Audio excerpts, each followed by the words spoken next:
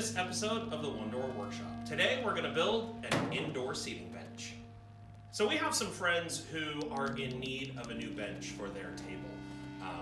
And so my wife actually found this plan on Pinterest, and she said, hey, we can do that. So we did, and here's how. In reality, this bench was pretty easy to build overall. The material list was really simple. We had 1x2, 1x3, 2x2, and 2x6.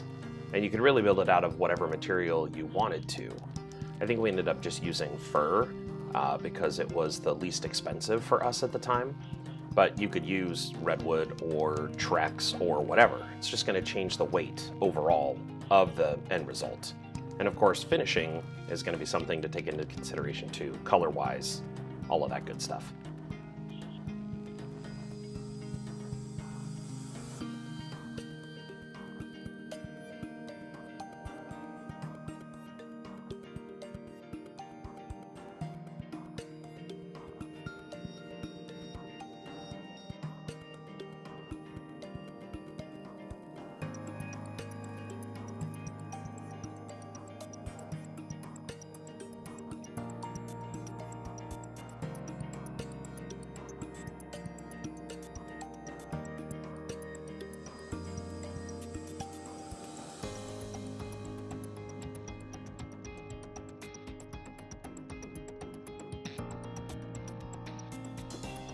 The 2x6s we ended up using were already dry, which was really nice in trying to lift them and cut them, and it did help in the final product to make it not as heavy as it could have been.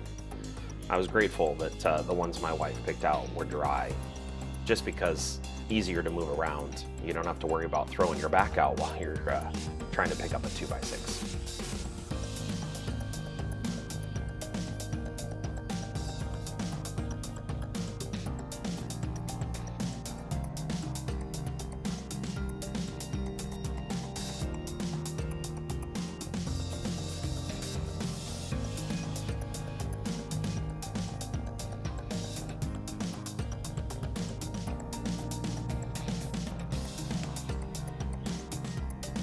Putting the legs together was a little bit of a challenge just because of the cross pieces that you see, the angles of those 2x2 pieces that we had to fit in. We needed to find a way to be able to combine everything and have it hold together. Anytime we tried to screw it without any assistance, everything would want to pull apart and it would shift. So we ended up deciding to get out our big clamps and clamping the top and the bottom eye pieces. And then that allowed us to be able to screw in these angled pieces to hold everything together. We weren't as careful as we could have been, and it came out a little twisty, so we could have taken a little more time just to make sure that everything was level and straight and smooth and all of that. We opted not to do that just because we were trying to get the build done for these people in order to surprise them when they came home from their vacation after Christmas. And we needed time to be able to finish the benches with stain and polyurethane and all of that good stuff.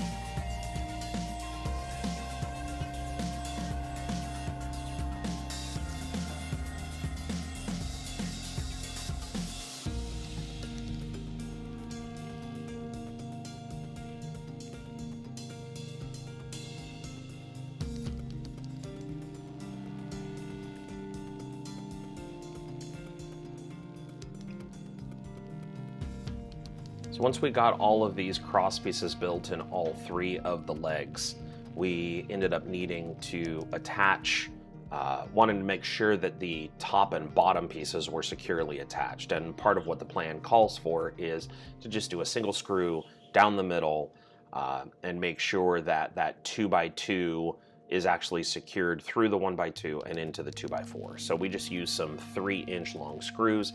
I drilled a pilot hole and countersunk so that way we knew that the screw heads were going to be out of the way, and that allowed us the ability to make sure that everything was held together nice and tight.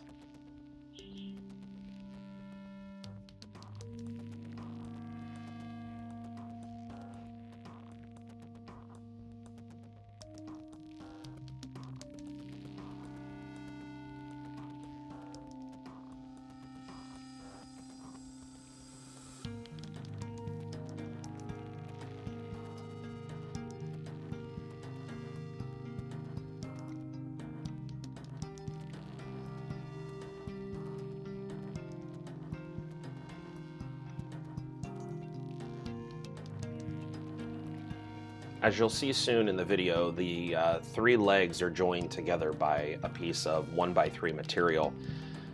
The way that the instructions called for them to be put together wasn't making a whole lot of sense to me, and we have this cool Craig pocket jig, so we decided to go ahead and set our depth and just use the pocket jig in order to create those pocket holes to hold the 1x3 onto each of the individual legs. So one spanned for 2 legs, and then the other piece of 1x3 spanned the other 2 legs, and that put all 3 of them together in a nice row in order for us to be able to then look at laying the boards on the top.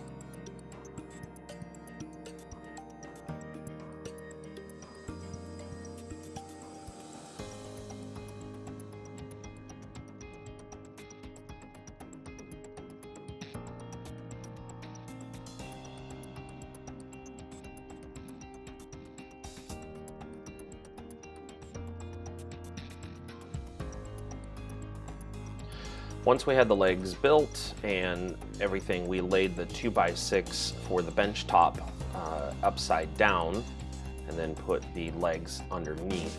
Of course, you can see we're using screws for spacers just to make sure that there's a nice gap so that stuff doesn't get stuck down in between the benches and such. Took our measurements, tried to make sure that everything was as even as possible on both sides before we ended up screwing them down. They were kind of wobbly because they only had that 1x3 material holding them together, but once we got them attached to the bench top, everything started to tighten up and really made a nice, relatively sturdy bench.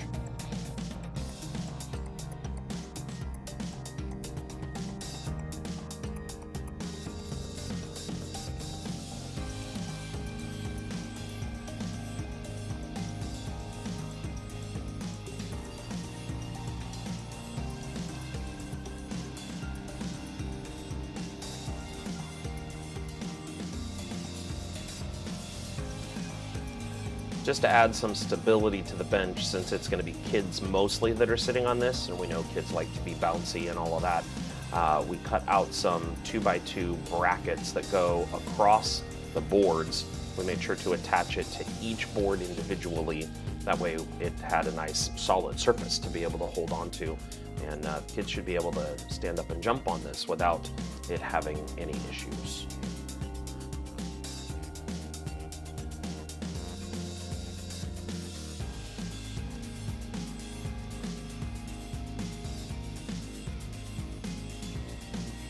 So coming up, you'll see a shot of the finished bench. Well, sort of.